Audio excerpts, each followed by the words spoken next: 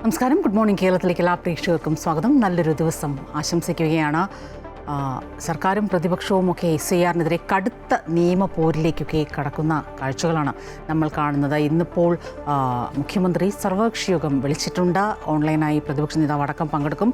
ശക്തമായി നിയമപോരിലേക്ക് നീങ്ങാനുള്ള ഒരുപക്ഷെ ആ രീതിയിൽ തന്നെയായിരിക്കും ഈ ഒരു സർവകക്ഷി യോഗത്തിൽ ചർച്ചകൾ നടക്കുക. ഇതിനിടെ ഈ സർക്കാരും പ്രതിപക്ഷവുമൊക്കെ ഇങ്ങനെയാണെങ്കിലും ജനങ്ങളിൽ നിന്ന് SIR-ന് നല്ല പ്രതികരണമാണെന്നാണ് മുഖ്യ തെരഞ്ഞെടുപ്പ് ഓഫീസർ രത്തൻ ഖേൽക്കർ പറയുന്നത്. അദ്ദേഹം അമൃത വാർത്തകളോട് പ്രതികരിക്കുകയായിരുന്നു. ഒപ്പം ഇന്ന് അന്താരാഷ്ട്ര തലത്തിൽ വരുന്നൊരു വാർത്ത, അമേരിക്കയിലെ കെൻറ്റക്കിയിൽ ഒരു കാർഗോ വിമാനത്തിന് തീപിടിച്ചു. അതായത് പറന്നുയർന്നുടൻ തന്നെ തീപിടിക്കായിരുന്നു. കാരണം അതിൽ മുഴുവനായിട്ടും ഇന്ധനമാണ്. അതായത് 1,44,000 ലിറ്റർ ഇന്ധനം ഹവായിലേക്ക് പോകുന്ന വഴിയായിരുന്നു.